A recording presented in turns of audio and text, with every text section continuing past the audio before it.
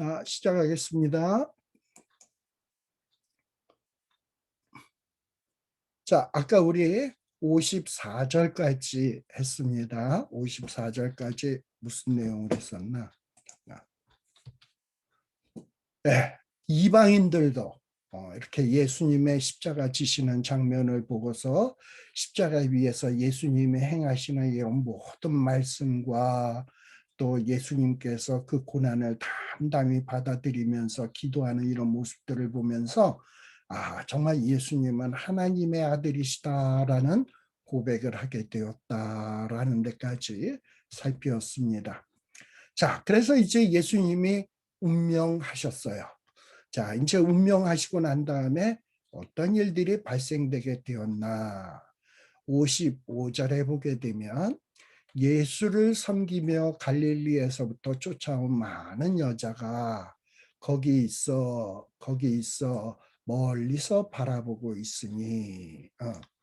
자, 지금 이 예수님이 십자가에 못 박히셔서 죽으시는 순간까지 이 십자가에 있었던 사람들은 누가 있었냐?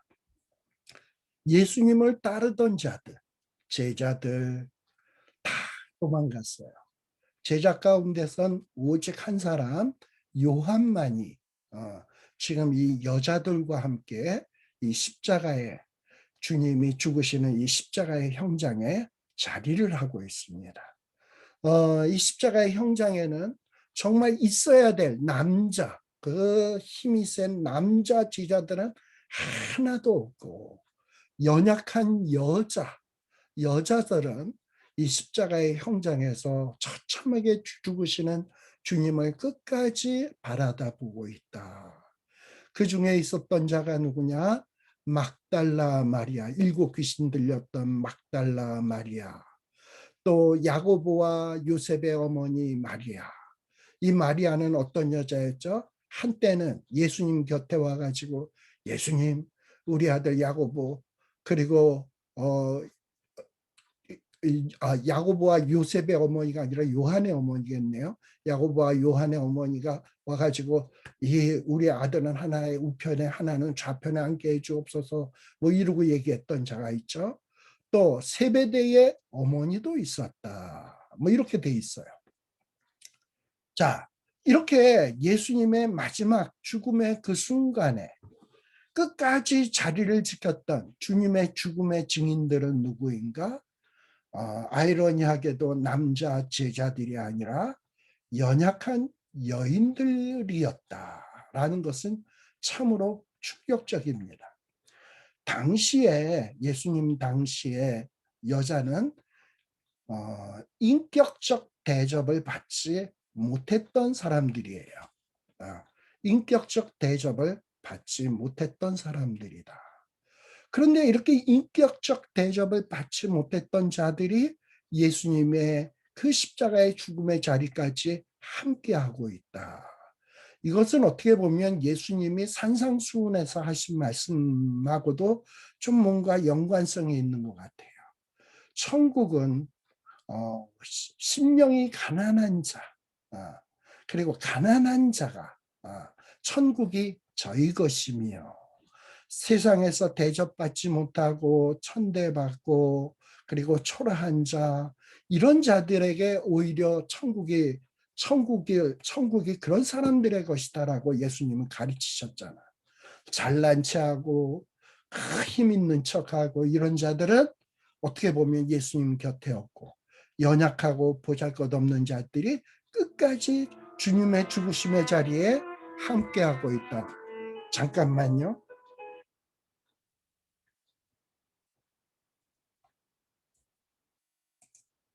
여보세요?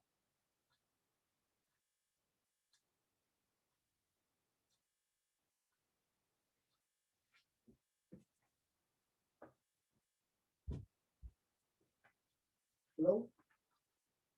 Yeah.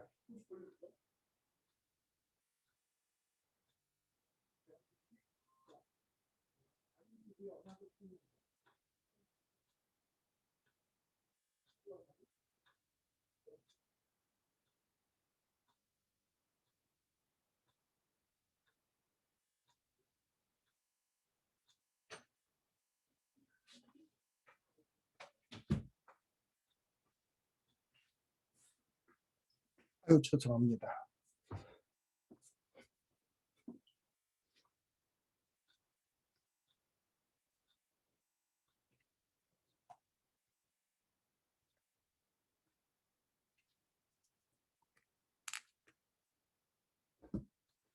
전화기를 꺼놨어야 되는데, 근데 제가 갑자기 녹화하던 것은 잠시 중단을 해서 중단이 안 됐구나. 좀 편집을 해야 되겠네. 자, 이렇게 예수님의 마지막 임종 자리까지 함께했던 것은 제자들이 아니라 여자들이었다. 사실 이렇게 제자들이 다 도망갔으면 예수님이 죽으셨다. 정말 죽으시면서 저들의 죄를 용서하여 주옵소서라는 기도, 또 예수님 옆에 있었던 강도에게 네가 나와 함께 낙원에 있으리라 하는 이런 이야기, 그 다음에 하나님을 향하여 내 영혼을 의탁하나이다. 그때 큰 목소리로 하나님이 기도하는 이런 장면들을 누가 증인이 되어서 이것을 진술하겠습니까? 다 도망갔으면. 그런데 이렇게 예수님의 마지막 십자가의 현장을 진술할 수 있는 증인들, 바로 이 여인들이 증인들이 되었다라는 겁니다. 나중에도 보게 되면 복음의 증인은요, 힘 있는 자, 권세 있는 자들이 아닙니다. 비록 이 사회에서는 대접받지 못하고 인정받지 못하지만 주님의 은혜에 감격한 사람들이 나아가서 주님의 증인으로서 주의 복음을 증거할 때 놀라운 역사가 나타나게 된다. 그 보잘것없는 사람들의 입에서 나오는 그 증언들로 말미암아 이 땅이 복음으로 정복되어져 간다라는 것은 참으로 아이러니한 일이다라는 겁니다.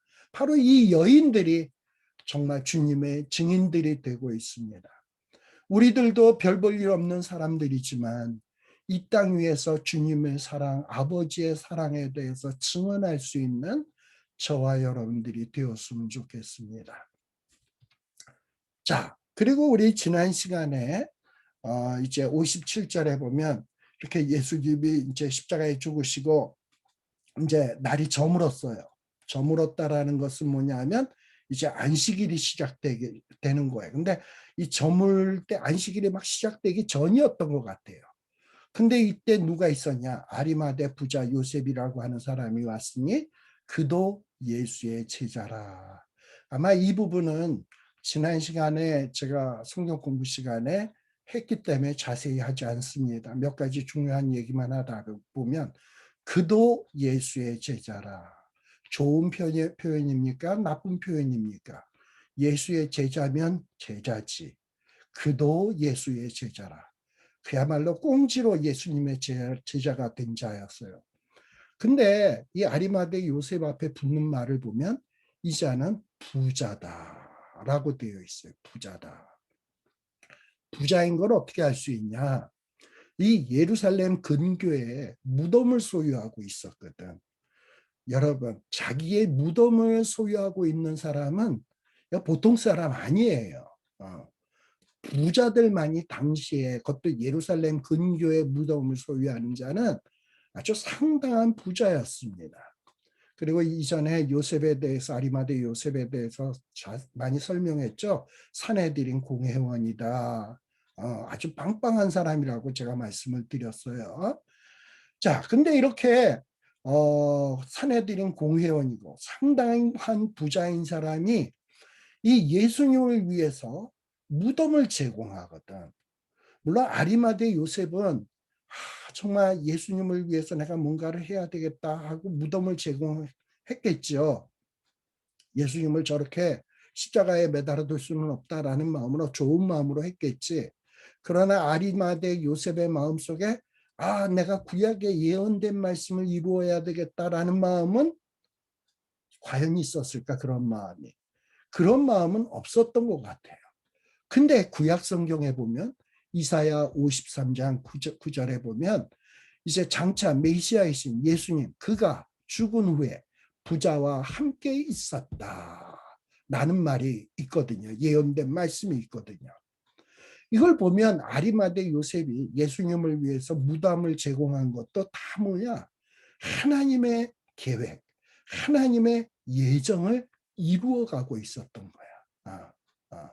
그래가지고 이 예수님을 무덤에다가 장사 치르게 되었다라는 거예요. 이렇게 십자가에 못 박이신 예수님을 무덤에다 장사를 치르게 되었다? 이건 상당히 이례적인 일입니다. 로마 풍습에 따르면 십자가에 처형한 자는 매장하지 않아요. 그냥 죽을 때까지, 심지어는 새들이 와서 다 뜯어먹을 때까지 땅 위에다 방치해 두는 거예요. 그런데 이 유대인들 신앙에 따르면 이 나무에 매달려 있다라는 것은 수치스러운 일이었거든. 그래서 이 유대인들은 아무리 십자가에 처형된 자라도 매장을 해야 되겠다라는 거는 이런 마음을 갖고 있었어요. 근데 이렇게 로마에 의해서 십자가에 달린 자는 그렇게 할 수가 없어.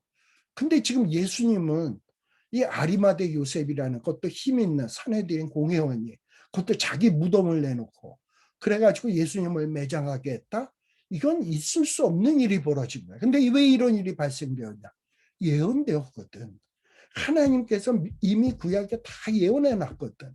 그 예언된 말씀은 만군의 여호와의 열심히 이루신다라고 했거든. 그러니까 이 일이 이루어지는 거예요.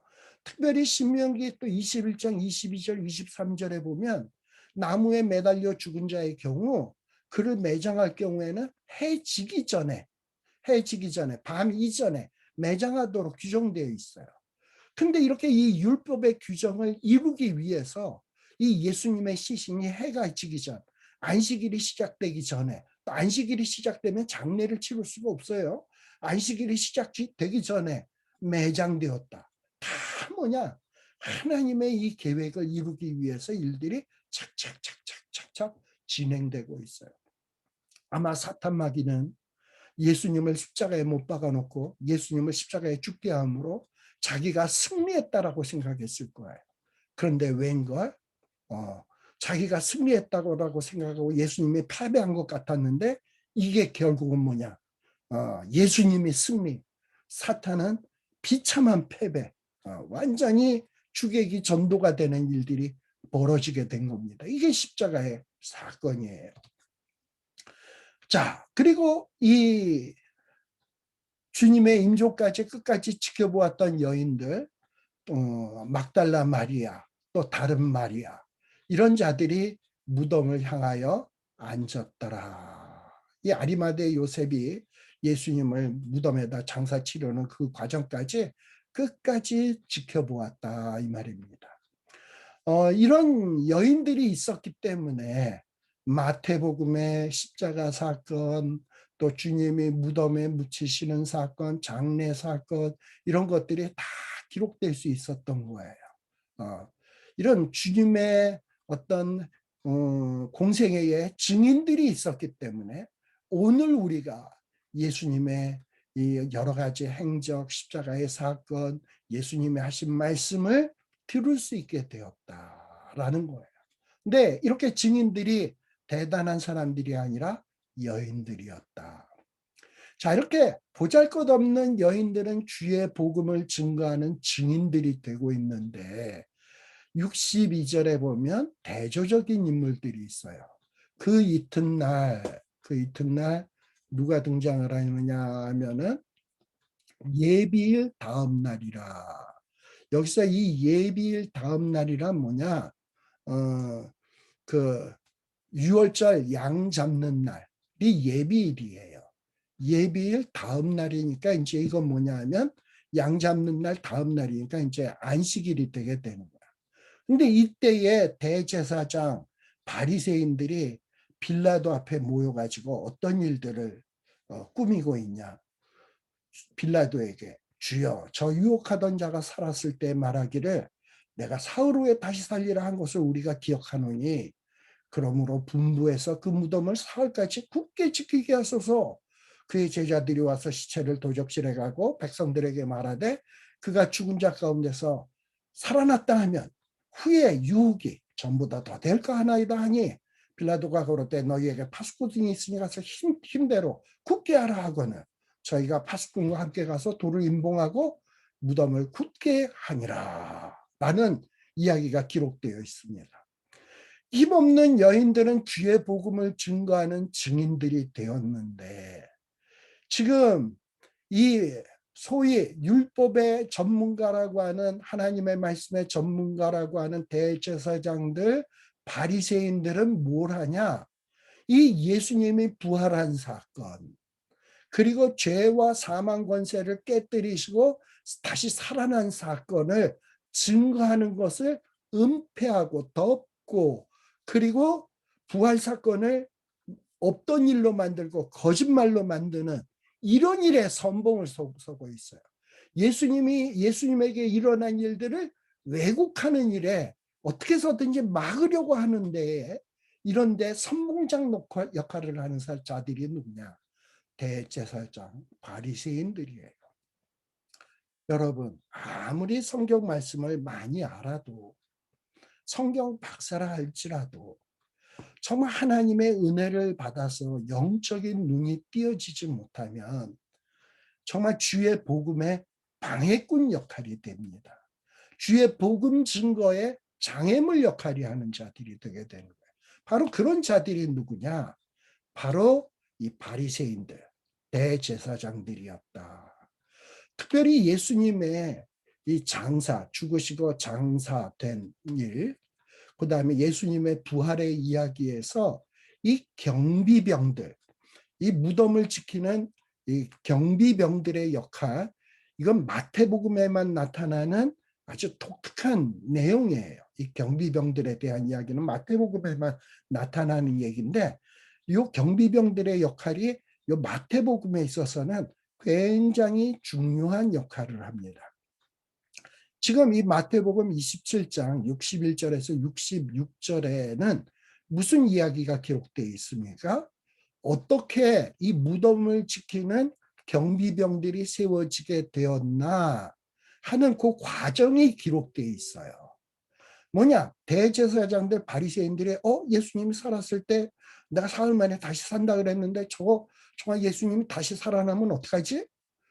그런데 또 예수님이 살아날 리는 없죠. 어떻게 죽은 자가 살아나겠어? 말도 안 돼. 그러나 만일에 제자들이 와서 시체를 돌격실에 갖고 가서 예수님 살아났다 그러면은 사람들이 살아났다고 믿을 거 아니야. 그러다 보면 또 우리의 인기가 떨어지게 되고 우리의 말에 신뢰성이 없어지게 되는데 이러면 안 되지. 그러니까 그런 일이 발생되도록 하지 않기 위해서 파수꾼을 세워야 되겠다. 경비병들을 세워야 되겠다. 이로선 경비병들을 세우게 된 거예요. 근데 이런 얘기가 마태복음에만 나온다니까. 왜 이게 마태복음에 나오느냐? 사실 이 마태 공동체, 마태는요 사도 바울과 함께 마태는 어떤 베드로의 제자와 같은 자가 마태예요. 마태. 근데 이 마태는 주로 베드로가 로마에서 주의 복음 증거하고 마태에게도 주의 베드로를 대신해서 마태가 굉장히 교회 지도자로서의 역할을 많이 했던 것 같아요. 그래서 이 로마 나라 안에 이 마태를 중심으로 한 크리스찬 공동체가 있었는데 이 공동체 안에서 이 주님의 부활에 대한 문제가 상당히 문제가 있었던 것 같습니다. 아마도 이 로마 이 마태 공동체 안에서는 예수님 부활한 거 그것은 거짓말이야. 제자들이 훔쳐가가지고 예수님 부활했다고 헛소문을 퍼뜨린 거야. 그래서 부활 얘기가 나온 거야. 부활이 있기는 뭐가 있어. 뭐 이런 어떤 이런 잘못된 주장이 상당히 이 마태 공동체, 로마에 있었던 크리스천 공동체에 굉장히 영향을 많이 끼쳤던 것 같아요. 그래서 사람들의 믿음을 떨어뜨렸던 것 같아요. 근데 이것을 알고 있었던 마태는 마태복음을 기록하면서 제자들이 훔쳐갔다고? 말도 안 돼. 이 예수님의 무덤은 누가 지켰냐? 로마에서 파송된 로마 군인들이 지키고 있었어. 그런데 그 겁 많은 제자들이 어떻게 감히 그 커다란 돌을 굴리고 그 경비병들을 따돌리고 어떻게 예수님을 훔쳐갈 수가 있냐? 말도 안 되는 거야. 이거를 설명하기 위해서 이 경비병에 대한 이야기를 마태는 다른 복음서에 기록되어 있지 않지만 이 경비병들에 대한 이야기를 기록하고 있는 겁니다. 자, 조금 더 가서 보면 여러분들 이 마태복음 27장과 28장은 서로 연결이 되어 있어요. 자, 우리 아까 마태복음 27장 57절에서 61절은 예수님의 죽음, 장사 지냄이 기록되어 있다 그랬죠. 또 마태복음 28장 16에서 20절에는 완전히 반대되는 얘기예요. 27장 57절에서 61절은 예수님의 죽음, 장사 지냄이었다면 마태복음 28장 16절에서 20절에서는 죽음이 아니라 예수님의 살아나심, 또 장사된 게 아니라 예수님의 통치가 기록되어 있어요. 그리고 이렇게 앞뒤로 예수님의 죽음과 장사, 예수님의 살아나심과 통치, 이게 앞뒤로 이렇게 감싸고 있고, 그 다음에 또 대칭되는 얘기가 뭐냐? 마태복음 27장 62절에서 66절, 어떻게 무덤에 파수꾼이 배치되게 되었나? 파수꾼이 배치되게 된 과정이 기록되어 있어요. 그리고 그 다음에 이 마태복음 28장 11절에서 15절에 보면 예수님이 부활하고 난 다음에 파수꾼들이 돌아와 가지고 이 제사장 그 자기 지휘관들에게 보고하는 이야기가 나오죠. 그래서 이 파수꾼의 이야기가 또 나와요. 이게 또 앞뒤로 대칭이 돼 있어. 그러면 이 마태복음 27장 57절에서 마태복음 20장 28장 20절 한 가운데 어떤 얘기가 있냐? 빈 무덤, 예수님의 부활, 일이 기록되어 있습니다. 이 마태복음서에서 특별히 다른 복음서도 마찬가지예요. 주님의 부활에 대해서 언급을 할 때 주님이 부활하시는 장면을 생생하게 묘사하고 있지 않습니다. 뭐 예수님이 무덤에 들어가서 이 시체를 누이는 곳에 누웠다. 그런데 갑자기 하늘에 번개가 바짝바짝 치고 막 전기가 예수님의 몸에서 바짝바짝 하더니 예수님의 몸에 쌌던 세마포가 막 풀려지고 예수님의 눈이 갑자기 눈이 감겨있던 게 땅 뛰더니 눈에서 빛이 확 나고 온몸에서 광채가 다 나면서 세마포가 벗어지면서 예수님이 일어나면서 기지개를 딱 펴면서 내가 이제 승리했구나 이런 장면들이 기록되어 있지 않아요. 그런 과정은 하나도 이런 생생한 장면, 과정, 상황 이런 것들 전혀 자세히 기록하지 않고 있습니다. 그럼 복음서들은 어떻게 기록하냐? 그냥 부활의 과정, 상황, 장면 이런 거는 별로 자세히 기록하지 않고 부활했어. 그리고 부활한 다음의 이야기들을 그냥 기록하고 있어요.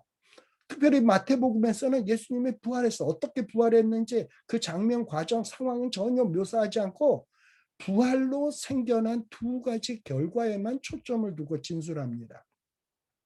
자, 예수님이 부활했어. 그 결과가 뭐냐? 무덤? 예수님 분명히 무덤에 눕혀졌고 돌무덤으로 돌뚜껑으로 무덤을 봉했고 임봉했고 로마 파송된 로마 군인들이 와서 지켰는데 그 돌이 굴러가 버리고 무덤이 비었다. 이게 부활의 증거다. 빈 무덤. 그리고 또 예수님의 부활의 증거가 뭐냐? 예수님이 부활하셔서 이 무덤에 찾아온 새벽 미명에 찾아온 여인들을 만나 주시는 거예요. 그리고 또 이 부활하신 주님이 갈릴리에 있는 제자들을 만나 주시는 거예요. 그냥 부활의 결과들에 대해 초점을 두고 진술을 하지 부활이 어떻게 되어졌나 이런 거에 대해서는 전혀 기록하고 있지 않습니다. 근데 이렇게 주님의 부활됐다라는 소식이 전해지는 것을 싫어하는 사람들은 뭐 했습니까? 어떻게 해서든지 주님의 부활이 일어나지 않도록 그리고 설사 제자들이 주님의 시체를 훔쳐가서 주님이 부활했다라고 소문내지 않도록 하게 하기 위해서 갖은 수단을 다 동원을 했죠. 그 수단이 뭡니까? 파수꾼. 로마의 파수꾼을 빌라도에게 요청을 해서 파수꾼을 배치한 거야. 파수꾼을 배치하고 파수꾼으로 하여금 그야말로 든든하게 밤새도록 지키도록 한 거야. 근데 그랬음에도 불구하고 예수님 부활했기 때문에 어떻게 되었냐? 무덤이 비게 되었다. 그리고 그렇게 파수꾼이 배치함에도 불구하고 예수님이 부활해서 여인들을 만나시고 제자를 만나고 있다라는 거예요. 이것이 이 복음서에서 부활에 대해서 다루는 이야기가 바로 이런 이야기입니다. 자, 요거와 관계돼서 한 가지만 더 얘기하고 마치도록 하겠습니다. 자, 대제사장들, 바리새인들은 이 주님의 말씀을 기억하고 주님이 무슨 말씀을 했습니까? 내가 사흘 만에 다시 살아날 거다. 그러면서 요나의 기적도 말씀했죠. 이거를 뭐 들은 풍월로 알았던 제자들을 통해서 들었던 알고 야 이거 진짜 예수님 말대로 주님이 부활하면 어떡하지? 또 제자들이 시체를 훔쳐가서 부활했다라고 소문내면 어떡하지? 이건 막아야지. 그래서 빌라도에게 가가지고 3일 되는 날까지 무덤을 지켜줄 것을 부탁을 했습니다. 그리고 그러자 그 말을 들었던 빌라도는 그래? 그렇게 사람을 유혹할 위험이 있어? 그러면 안 되지. 내가 군인들을 줄 테니까 너희들이 그 군인들로 하여금 그 무덤을 지키도록 해. 그리고 그 무덤에 누구도 감히 손대지 못하도록 임봉도 해. 그래가지고 바리새인들과 대제사장들이 가서 무덤에다가 임봉을 했습니다. 62절에서 66절에 나오는 내용이죠.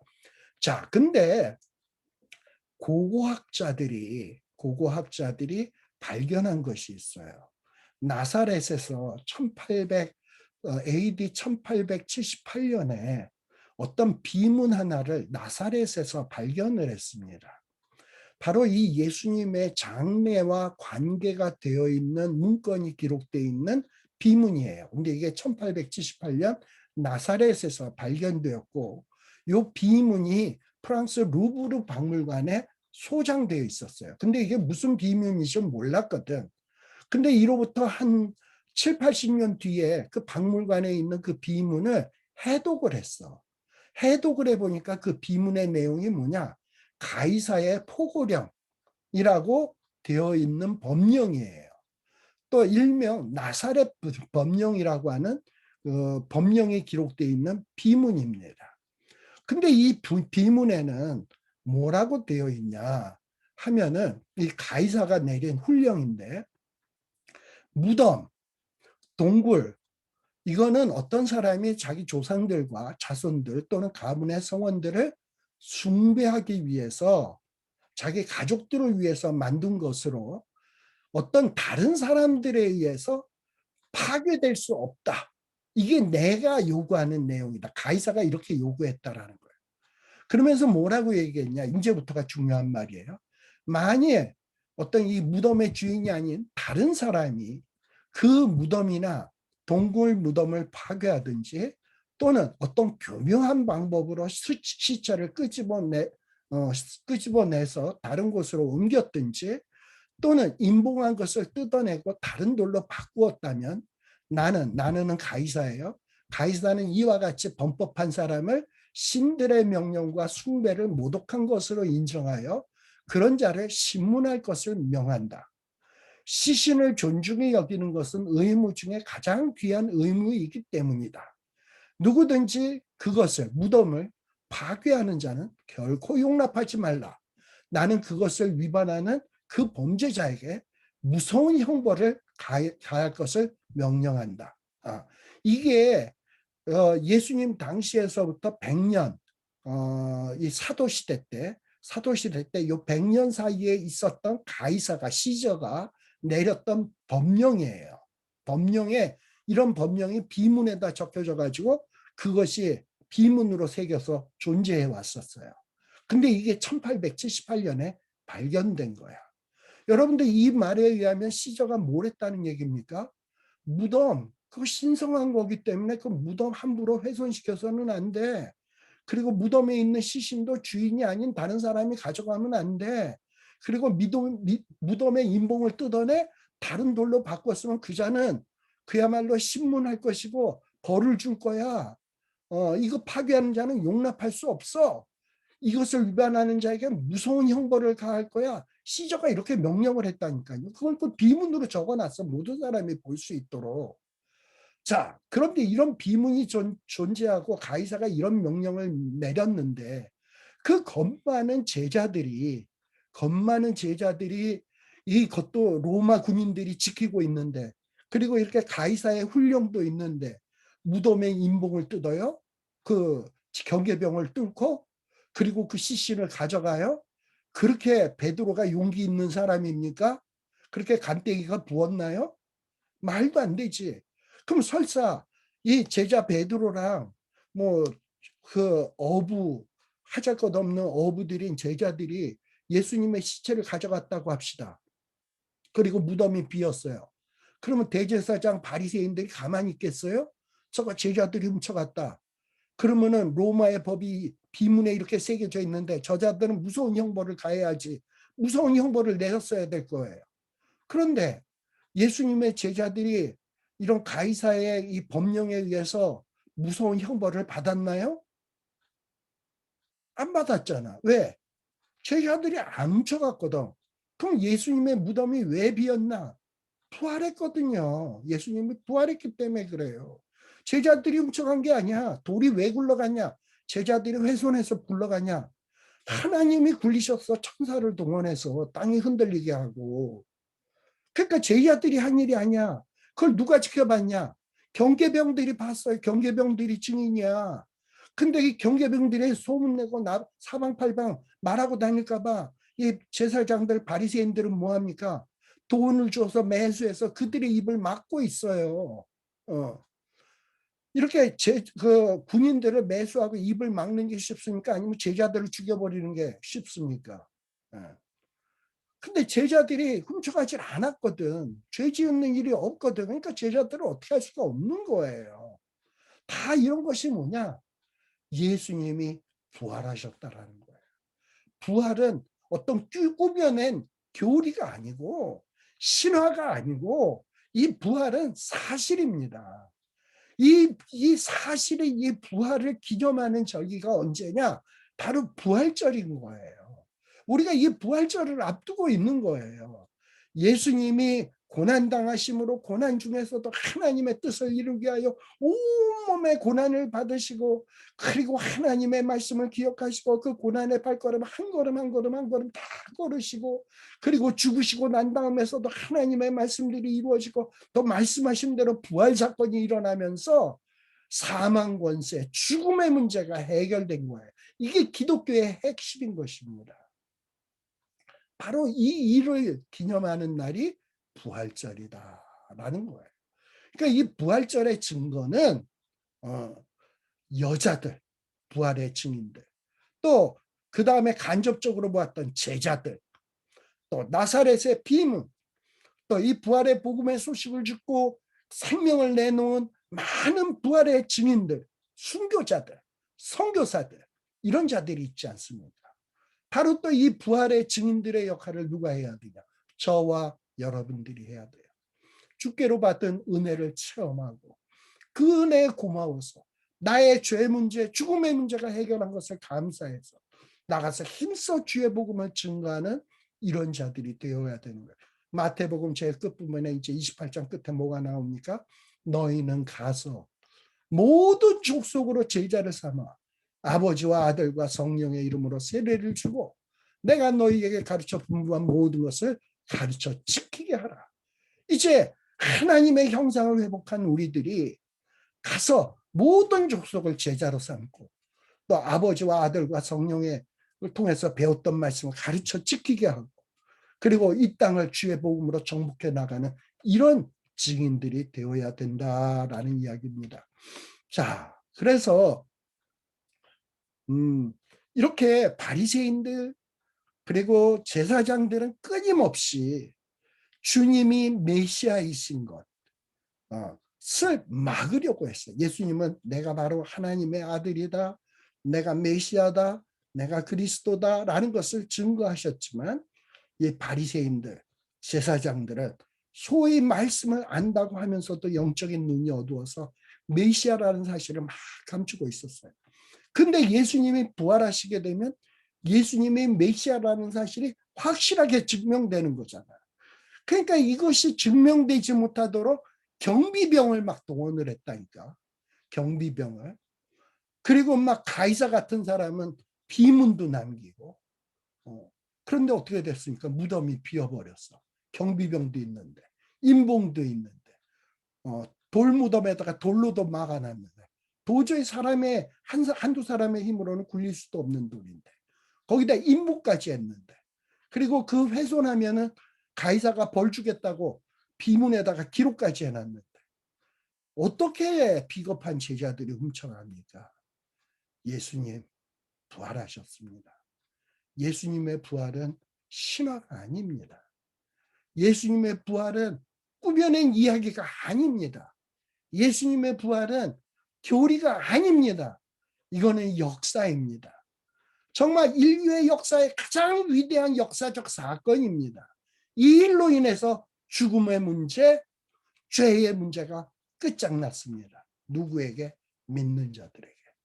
기도하겠습니다. 아버지 하나님 감사드립니다. 참으로 부활절을 앞두고 주님의 십자가, 주님의 부활 이런 부분들을 공부할 수 있는 이런 은혜를 주심을 감사합니다. 정말 주님이 죽으심으로 말미암아 주님이 부활하심으로 말미암아 죄 문제의 해결함을 받고 사망의 문제의 해결함을 받은 저희들 이제 무엇을 어떻게 해야 되는지 곰곰이 생각하게 하여 주시옵소서. 마태복음에 기록된 대로 가서 모든 족속으로 제자를 삼아 아버지와 아들과 성령의 이름으로 세례를 주고 우리가 배웠던 말씀을 가르치고 지키게 하고 그리고 그런 자들에게 주의 복음을 증거해서 이 땅 위에 하나님의 나라를 굳건히 세워가는 그리하여 하나님의 뜻을 이루어가는 저희들이 되게 하여 주시옵소서. 주님의 이 행적들을 지식으로만 깨닫지 말게 하여 주시옵시고 우리의 삶의 진정한 본보기로 삼고 정말 주님을 닮아 우리도 한 걸음 한 걸음이 고난의 발걸음이라 하더라도 정말 하나님의 말씀을 이루는 길이라면 기쁨으로 눈물 흘리며 걸어갈 수 있는 저희들이 되게 하여 주시옵소서. 예수님 이름으로 간절히 기원드리옵나이다. 아멘. 마치겠습니다. 다음 시간에는 마태복음 감사합니다. 8장 나머지 부분 공부하고 마태복음을 마치도록 할게요.